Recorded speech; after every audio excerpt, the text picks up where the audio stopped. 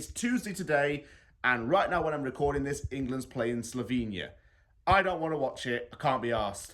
So instead, I'm going out on my day off and recording a van vlog instead, because that's going to be more beneficial to me. That's going to give me more entertainment and something to do.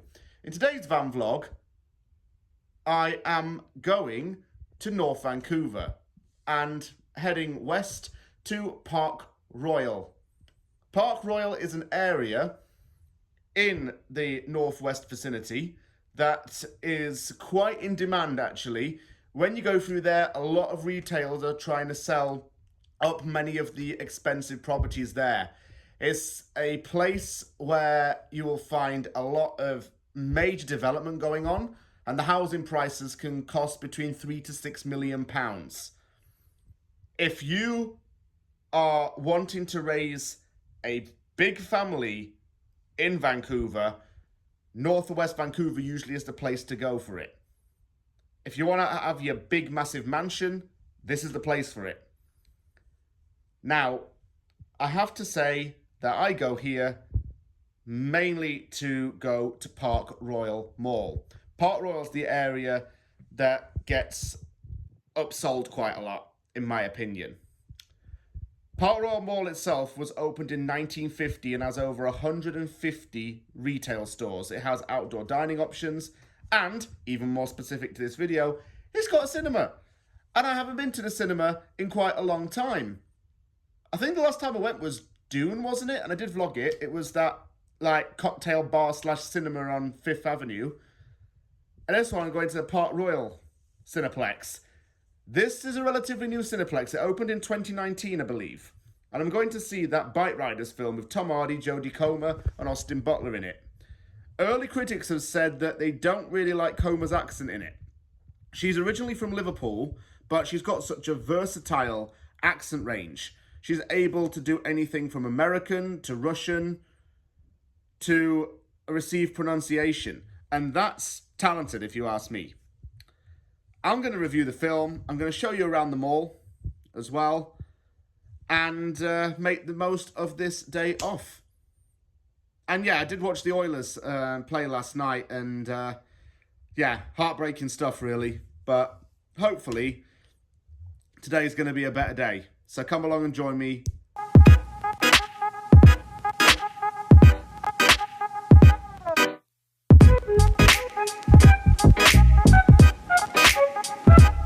I've just popped up and I just want to show you kind of the area where this mall is. This is as close to House in the Hills as you'll get. These are all people's houses. This is all part of the mall. It's both indoor and outdoor at the same time. So you've got an Aritzia Sephora here. That's one little strip. Got a keg restaurant there. Mountains in the background. And over here, if I just come a little bit closer, you have some of the newer apartment buildings. Now, these apartments actually border into the mall, so you can literally step out of your apartment, go down an elevator, come out of the lobby, and you're straight onto the mall's grounds. It's convenient for a lot of people, and mind you, the people of this area are going to need a closer retail centre. So this place has been around for 74 years, bear in mind. It's gone under major development since then, I do imagine. And especially with the housing market and the increased demand for housing that it has been over the last few decades, it only makes sense to build on this area. This is just one example of an apartment building around here. The houses that I mentioned, these are the ones that are going to cost in the £3 to £6 million dollar mark rather. And if you want to be in a gated community, you're paying a little bit more than that, of course. I'm going to walk around this place and show you some of the key features because it's absolutely massive. It's like an outdoor shopping plaza combined with an indoor mall with a cinema and restaurants. It's like an entertainment centre and a shopping area all in one. And it's one of the most popular in the whole of the Vancouver area. I've come out of the car park and I've headed down to the ground level. Sun's beaming down here. It's a pretty warm day. On the previously mentioned strip here, there's the keg right behind me there, just showing it for video purposes again. A few outdoor shops here, but I'm actually going to head up here because as I was driving to find parking, I found something quite interesting. A little area around here that I didn't know existed before. This part of Port Royal is known as Main Street. This is where you will find more restaurants and more bars. This particular bar behind me is called Village Tap House. I'm guessing, and this is just an assumption, but judging by this lighthouse, I'm guessing that it might be like an East Coast themed tap house. Just because you tend to see a lot of lighthouses on the East Coast, especially in places like Nova Scotia. It's just a thought anyway. There's also a few more places. There's the Cactus Club behind me there. There's a Whole Foods market here. A few more little shops over there. An Old Navy here. And Home Depot as well. It looks a little bit of an older place because of the red brick on the ground. So this might have been where the mall originally started its foundations when it was built in 1950. A lot of people about though. I'm guessing school's now definitely out for summer because there are a lot of kids around and it's about 2:30 p.m.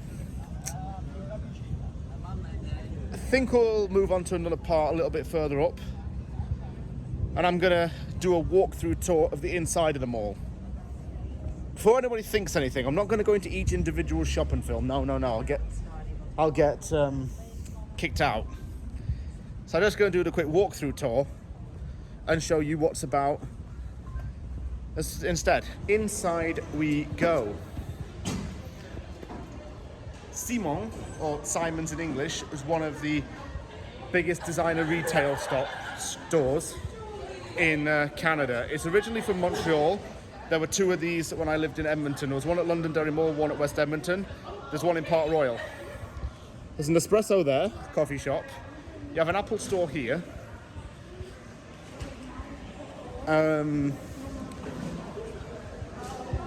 As you come forward inside, you still see a lot more stores. Some of them are a little bit more well known than others though. There's a boathouse here. Vion Rose, just to the right of me. A Vans and an Aldo as well. American Eagle. These are all pretty standard, as I say. What else have we got here? Is this a cafe? Murchies. Oh, this looks like some kind of antique, like, crockery shop. CIBC Bank. Oh, they've got a sneaker box here. Yo, Sneaker Box is like a Vancouver-based streetwear brand. It sells shoes and like Vancouver-based fashion labels. I love Sneaker Box. It's a good place to get some very fashionable streetwear. It's quite affordable as well. There's a Lids, Sport Check.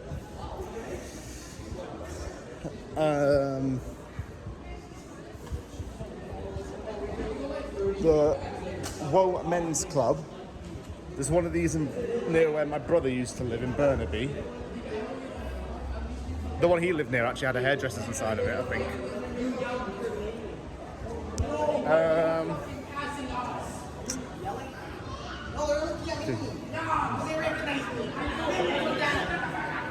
Just wait for these kids to go by.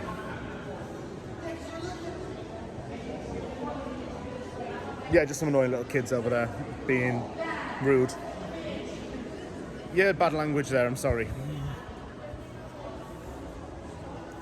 What else? Luxury watches. Eddie Bauer.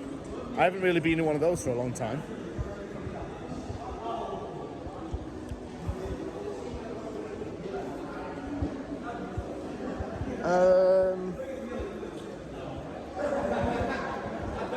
Now we're coming up to like the central area of inside.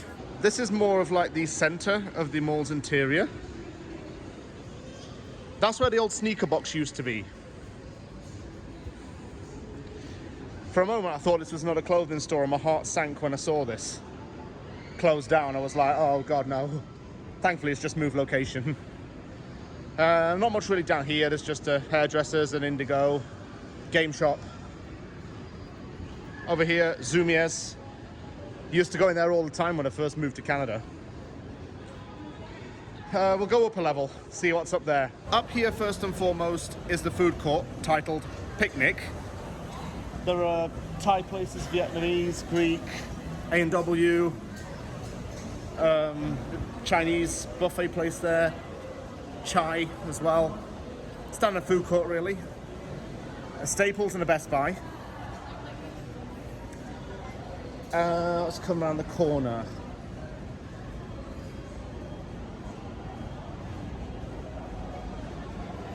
Mavi, or Mavie, I'm not sure how to pronounce that. Ardennes, down there, nothing really too special. Oh, what's this? Osaka, is this a Japanese supermarket? Because I've never been in one before, bear in mind. If this is a Japanese supermarket, I've never been in one. In one of my Scranville videos from like 18 months ago, first ever one I did was at a TNT supermarket at West Edmonton Mall, where I tried that box of buffet stuff. If you haven't seen it, it's on one of my playlists on the channel. Osaka supermarket.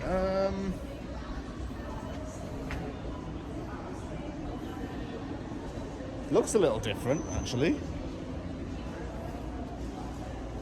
Oh, it's owned by the same people who own TNT. So that might be kind of misleading, if you think about it. If it's a Japanese city named after a largely Chinese supermarket, that's like false advertising in a way. But oh no. There's a Osaka supermarket for Asian foods and also the buffet area. That's the way to the cinema. We'll go there a little later. And yeah, it's pretty standard, really. I mean, I could say it's pretty standard, but it's just bigger than you think. I thought there'd be a lot less on the top level. I've just seen this promotional advert for the apartments. I just want to point out a few things on how to get here. It's quite a scenic drive, really, from where I live. All this area here is Stanley Park. This is called Lionsgate Bridge, which is the barrier between North Vancouver and heads into West Vancouver as well. Fraser River over here. This is what the area looks like on this image. As I said, the apartments border into the shops. It's a mall on your doorstep, effectively. Metrotown has it as well, and I mean Richmond Centre does it well, but not directly into the mall. The plan now is to have a bit of a wander around for a few hours and have a look in some of the shops. But my overall thoughts of Park Royal are that it is luxurious. It's extremely modern. It looks extremely pleasing to the eye as well to look at. It's a big hub for the people of West Vancouver and even North Vancouver as well. And it is the closest retail centre that they will have. They won't have to go as far as, say, Burnaby or Richmond Centre or like even downtown. The locals would have everything they need in this area, and it's only a short drive away as well. Even here, to get to downtown is just across that bridge that I showed earlier. Traffic on there can be a bit of a nightmare at times, bear in mind. Goes through Stanley Park, you go through the downtown core of Vancouver. It's quite a nice drive because you'll go through some like landmarks of Vancouver. Not only Stanley Park, of course. The area itself is popular because of the amount of the proximity to like English Bay and some of the beaches here as well. You can see why people like it. It's definitely out of some people's price range, but obviously you pay what you can afford. But the amount of stuff to do within just this one particular part of Metro Vancouver, you would never really get bored of living here, and you'd always be busy. But anyway, enough rambling from me. I'll see you all in a few hours. Let me just see what I can do to kill time. It's been a few hours and I'm ready to go inside right now. You can see where the VIP section is. I've had just a look, glance from over here. I think the VIP's dining area is just right in there. It's got some like chandelier type lights and it looks quite fancy. Let's go inside and check this place out. Like I say, it's new and it's one of the newest cinemas in Vancouver. So I imagine that when this place opened up, the people of the area were very excited about it. Also because it's a VIP cinema. So there's that added luxury to it as well. It's the day after I went to the film, and I'll just give a quick review of it. Quite interesting, actually. It depicts a real-life story of a journalist, a video journalist, if you could even call it that for the time period, who interviewed one of the most famous biker gangs in Chicago from 1965 to 1973. It depicts his story. The characters in it are all actual, genuine characters that did exist. And it's quite interesting, actually, exploring our biker gang, because it's I suppose, a cultural thing that even has progressed into the modern day. So in the 50s and 60s, I think they were more feared than they are today, to be honest with you. As for the accents that I did mention in the first video, it shows how versatile Jodie Comer is at doing accents. She managed to nail a Chicago accent really well. I mean, Tom Hardy did it too. There were times when I couldn't really understand words they were saying, but that's okay as well. Austin Butler seems like the kind of right fit for this movie with his personality. So that was another good thing about it. As for the Park Royal Cineplex itself, I have to say I was overwhelmed and a bit disappointed at the same time. The VIP section in it looked massive, by the way. Absolutely massive, with a full-on centre bar and the chandeliers and the marble flooring. The VIP section was classy, from what I could tell. The regular section was a lot smaller than I thought. It was a lot more compacted. And that just caused everything to be crowded. The lines were really crowded. The whole centre was not really a place to relax before the film. There were no seats or tables, and they couldn't really put them in there. And it was quite, in some places, and I'm just going to be really honest, it was dirty in a lot of places. Like, it hadn't been cleaned around some of the seats. Another thing that alarmed me was when I actually read some of the reviews about the place, because one thing that's a common problem with this cinema is rodents. There's rat infestations everywhere. I've got some of the reviews up here right now. I've obviously cropped them so I can keep the users' names confidential. I don't want to put that on here, but it's something I can actually believe. It was a bit grubby inside of there, so it was a bit disappointing in some ways going to that particular location. However, I did enjoy the film, but would I go back to that cinema? Probably not. Needs to do a bit of work. I know it's only been open for 5 years or so, but it needs to do a little bit more work in there to make it a bit more, if not spacious, more hospitable, so people can relax before the film and unwind a bit more. Next time I do a cinema trip van vlog, I think I'm going to do a VIP, to be honest with you. I would like to do it because it's about time I did one. I always try to make them unique in terms of my cinema visits and put a different aspect into them. And I might do a VIP next, to be honest. I know exactly where I'm going to do it, I think. So that's something to look forward to. Thank you very much for watching this van vlog. Take care, everybody. See you all soon.